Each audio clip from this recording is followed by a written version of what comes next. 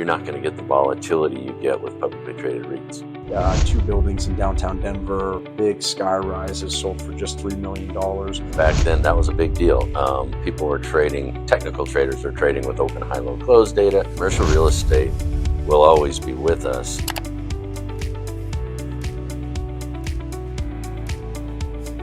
My name is Sean Durkin. I'm head of capital markets here at CR3 Markets. Today, I'm sitting with our CEO, Wyck, and he's well known in the financial scene here in Denver. He's lived here for a long time, graduate of DU, and started companies, sold companies, ran a hedge fund.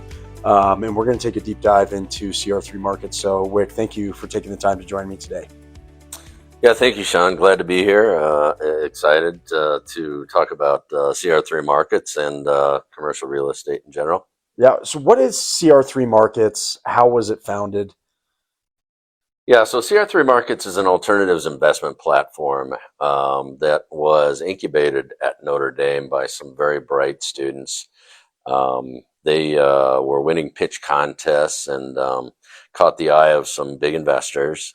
They were also working with a venture studio as a partner with Notre Dame, High Alpha Innovation, and ultimately decided they needed to go hire a CEO to run the whole thing because the students needed to finish out at Notre Dame. And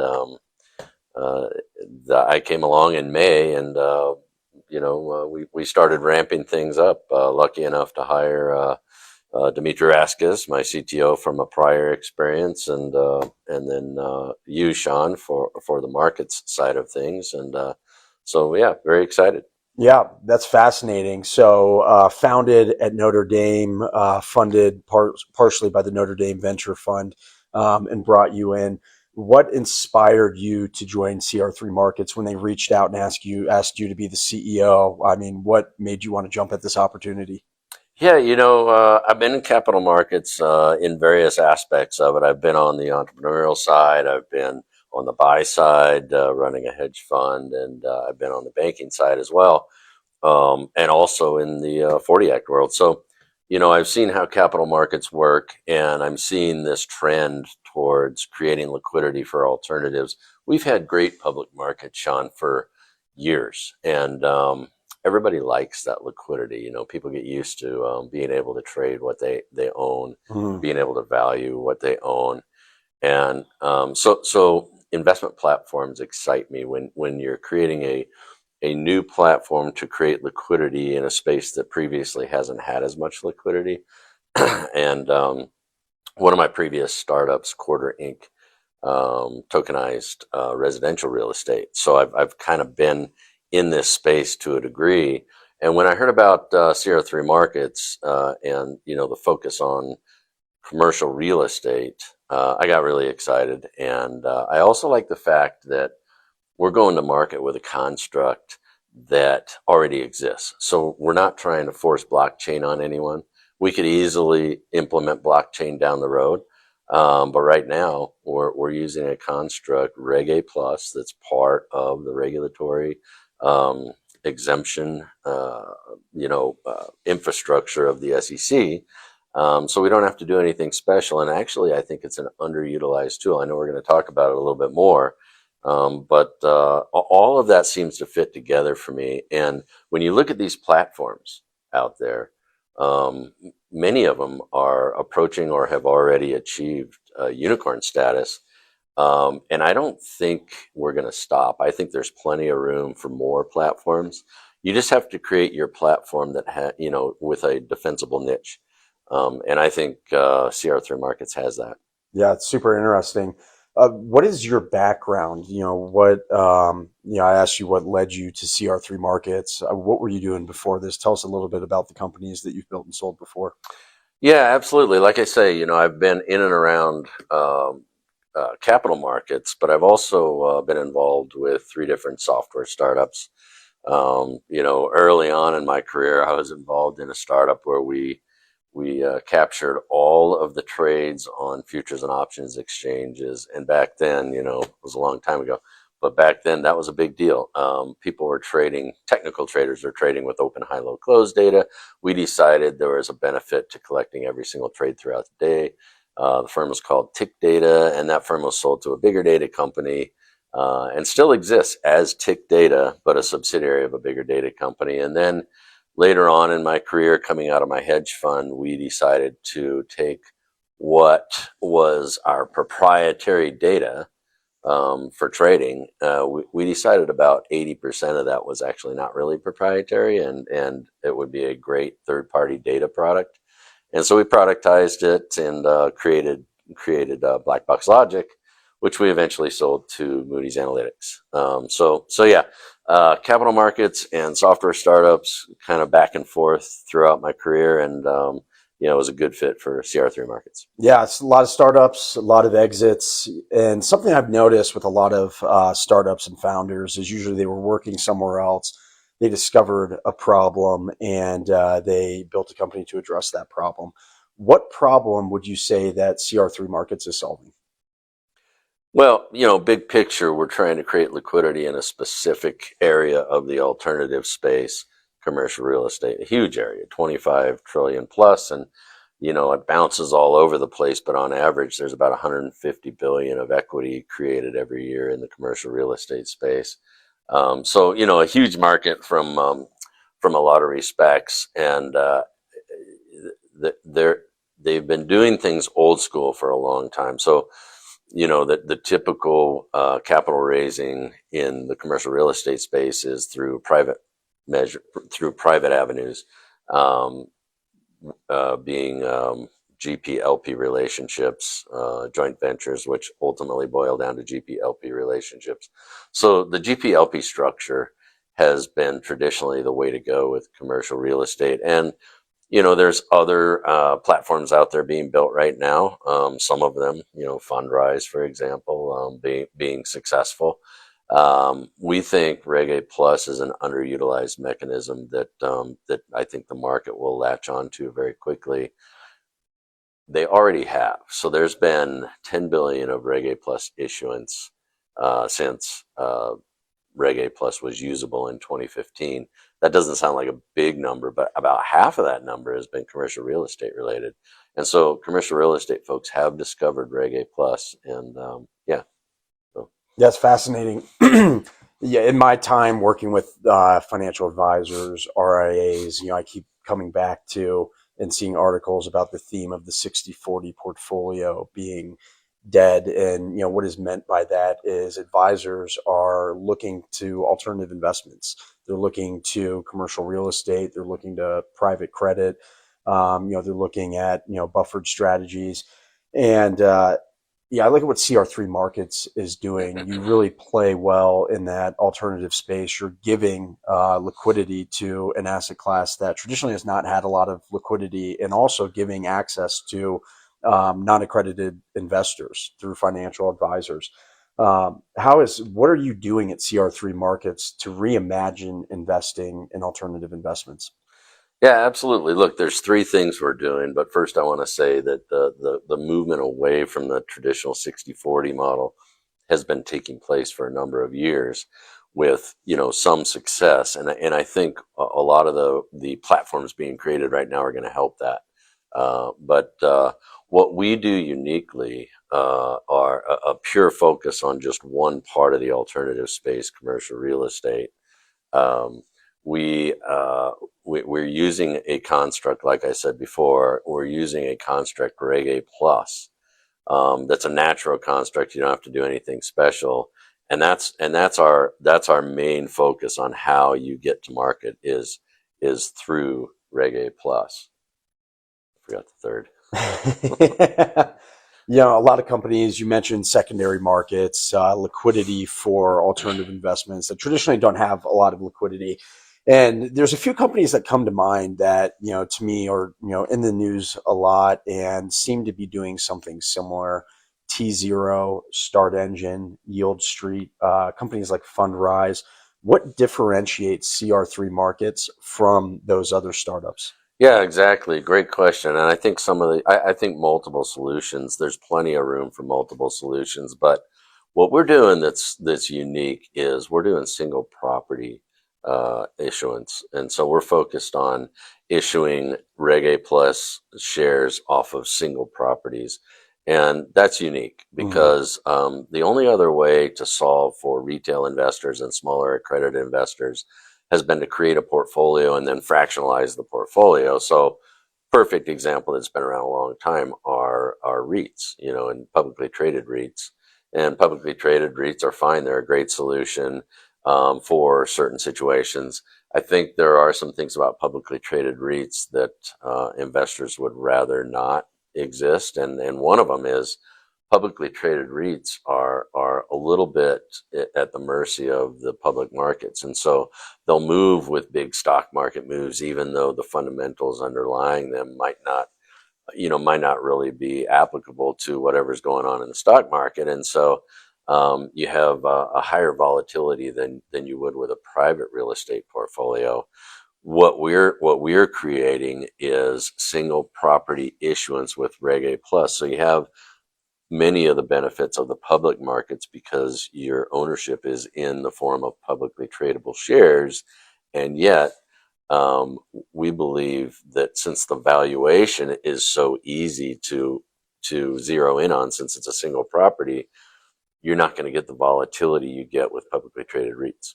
Yeah, it's super interesting. There's a huge need for lower costs, I think, investments within and more liquid investments within the commercial real estate and alternative space. It seems frequently I've seen headlines about property owners turning buildings, turning the keys over to the bank on buildings. I saw, this week, two buildings in downtown Denver, big sky rises, sold for just $3 million. I think they were purchased for north of $100 million. And the point being that commercial real estate has some headwinds right now. A lot of people have questions about downtown office space in major metropolitan cities. What makes you think that you can get investors excited about investing in the commercial real estate sector right now? Well, first of all, Sean, we're playing the long game. Commercial real estate's always going to be with us, so that's not going away. We are going through a period, partly COVID, partly higher interest rates. Higher, kind of a sudden move up in interest rates coming out of COVID with the supply chain issues.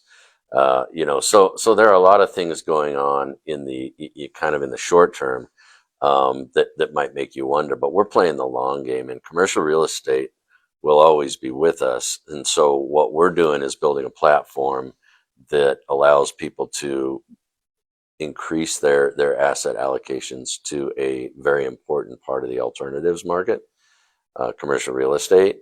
And you see demand out there, even in these volatile times. You see demand from large RIAs, small family offices. Small family offices are used to allocating to real estate. This is just going to be a much more efficient way for them to do that. And the large RIAs are under allocated right now. If you look at their allocations, and they know it, so they want to allocate more. The problem is they either have to go into private partnerships, which presents problems for them, um, or they can go into publicly traded REITs. But if you look at their allocations right now, it's almost all publicly traded REITs, and so they're getting a little bit over allocated. And this, from our interviews with large RIAs, this solution is very attractive to them. Yeah, I speak with RIAs constantly, and all of them tell me the same thing. They're moving away from just owning traditional stocks and bonds.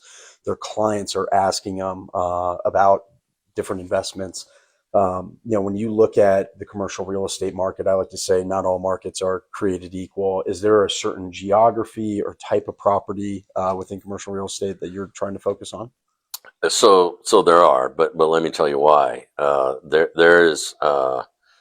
There's a really good reason for our go to market. So say our first 10 deals or so to be stabilized cash flowing properties. And so where we're looking for those are in the industrial space and the multifamily space, to answer your question. And that's where you get, fully leased, triple net lease on the industrial side. And then on the multifamily side, you'll have, fully leased properties, and the releasing in multifamily usually is more of a smooth process, and with some of the industrial properties we're looking at, they're very long triple net leases with AAA clients, so, and the reason is this: we want to go to market with deals that valuation doesn't become the central issue. So, we want to go to market with deals where valuation is a pretty easy calculation, just depending on what market cap rates are, and it's easy to see what the cash flows are going to be over the next several years. Now, Reg A Plus is applicable to just about any situation that requires raising equity capital. You can even raise debt capital, but we're focused on equity raises. And so we do see Reg A Plus being applied to asset purchases, distressed assets, but that's down the road after we've proven a few of these deals. That's a great segue to my next question. What exactly is Reg A Plus? And walk me through what the process looks like to do a Reg A Plus issuance. Yeah, it's a great question, Sean. So, if you were talking about IPOs, most people watching this would understand what you're talking about. Reg A Plus is just a simplified version of the IPO. Some people confuse Reg A Plus with Reg CF crowdfunding because Reg A used to be the crowdfunding regulation. When they replaced Reg A in the Jobs Act with Reg CF, now Reg A became something completely different. So it's not really a crowdfunding tool. It can be used if you need to raise a little bit more than 5 million, which is the cap on Reg CF. And so let's say you're raising 6 or 7 million, you might use Reg A as a crowdfunding substitute. But in general, Reg A is more useful. You can raise as much as 75 million on a Reg A issuance. So it's much more akin to an IPO, but not nearly as complex or expensive as an IPO. And at the end of the day, you get a lot of the benefits of an IPO. You end up with publicly tradable shares. They won't immediately be on an exchange. Down the road, they could immediately be on an exchange, but right now, they're shares that are custodiable in Schwab, Fidelity accounts, just like other publicly traded shares. And you can trade them even if they're not on an exchange. You can trade them over the counter from custody account to another custody account. So it's much more liquid than a partnership interest. It's less liquid than a publicly traded share for now. The idea is eventually to have an exchange where you can trade Reg A Plus shares on either an alternative trading platform or some other exchange. That's where we're going at CR3 Markets. But we believe that the primary issuance market must be built first with the first set of deals. So 10 deals, 20 deals, 50 deals. And then when you get a critical mass of primary issuance out there, there'll be demand for an exchange to trade these Reg A Plus shares, and that'll become where commercial real estate is traded in value. Reg CF has been such a buzzword over the past couple of years. I feel like a lot of people know about crowdfunding. It's interesting to see that the limit on Reg CF is 5 million. You can raise up to 75 million with Reg A Plus. Why would someone come to CR3 Markets and do a Reg A Plus issuance when maybe they could do this on their own? Yeah, so it's a great question, Sean. And if you've ever done an IPO or been involved in an IPO, you know the complications of an IPO. Well, Reg A has a few of those complications, and part of that is finding the right third-party agents that help you through the process to get to market. You have to find a couple different types of attorneys, a couple different types of accountants to actually put together your offering circular so that you can submit it to the SEC, and then the SEC has an approval process, and then once you're approved, then you can go to market with your shares. So all of that traditionally has taken 6 to 9 months or more, and it's actually amazing to me that $5 billion has been issued doing it that way. We think that the amount that could have been issued since 2015 could have been 10 or 20 times higher if there were a platform that made it easy and streamlined the process and compress the time. And so we think with CR3 markets, what we're doing is we're going to create a much more streamlined process. As an issuer, you don't have to go out and find any of these third-party agents. We have them all plugged into our platform, and then at the end of the day, it takes 2 to 4 months instead of 6 to 9 months. And so it makes it much more palatable for commercial real estate folks to consider an issuance, and that's the process. It sounds to me like CR3 Markets is the first end-to-end solution for Reg A plus issuance.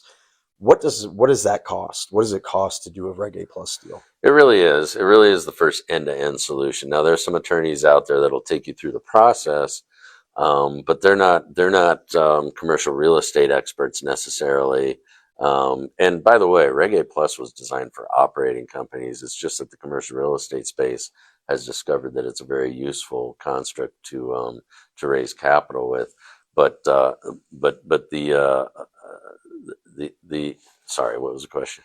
What is the cost to do an end-to-end Reg A plus issuance for CR3 Markets? Yeah. So you have costs for the third-party agents, and then you have costs for our platform, and ultimately, to get to market, you're going to spend about $150,000 to $200,000, and then you're going when the shares are actually placed in the market, there is a success fee of about 2%.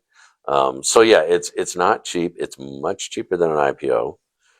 It's much cheaper than starting a brand new REIT fund where you have to raise $100 million to make it to justify the costs. And in the end, it actually is even cheaper than doing your traditional private raise, because even though a lot of your upfront costs on a private raise might only amount to like 10, 20, 30,000, you're not going to get the benefits of the liquidity that you get in the Reg A plus market. And if you've ever tried to go sell a partnership interest in the secondary market, you know that oftentimes there's a very large haircut to trading out of those, and somewhere in the area of 10 to 20 or even what percent or even higher. And so over the course of the life of an investment, Reg A Plus will end up being a cheaper way to manage capital. Yeah, and to me, that's what RIAs have said that they're excited about. That it's hopefully going to bring down the barriers to entry, help bring down the costs, and give them the ability to diversify portfolios with individual properties that their clients drive by every day. I'd say too, just to add on to that, is that on the other side of the coin, these commercial real estate sponsors don't like to see secondary partnership interests traded at a big haircut, because they're proud of what their building is worth, or their property is worth, and they want to see full valuation even on secondary trades, and so this is a solution for them as well. We talk a lot about liquidity with this product. Where can you see and view and trade the shares that you're creating through these IPOs? Yeah, so for the time being, there is no place to actually see them. CR3 Markets is building a platform that will show that. Now, if you were to do a Reg A Plus issuance today, you would have the option of putting it on a secondary, like alternative trading platform, something like NASDAQ OTC, or building your own platform, which is what we're doing. But a lot of that takes a lot of work, a lot of time, a lot of capital to build all that up. For now, you can custody these shares in Fidelity and Schwab, so essentially you could see them in your Schwab and Fidelity accounts. But to trade them, you'd have to do it over the counter. So I don't know if that answers your question, Sean, but that's, you're getting a lot of the benefits of public shares. You're not getting a full-blown exchange experience yet, but that's what we're building at CR3 Markets. Yeah, we're starting to see that. That's super exciting. What advice would you give to a commercial real estate sponsor, property owner that might be looking to do or explore a Reg A Plus offering, and they're maybe a little hesitant?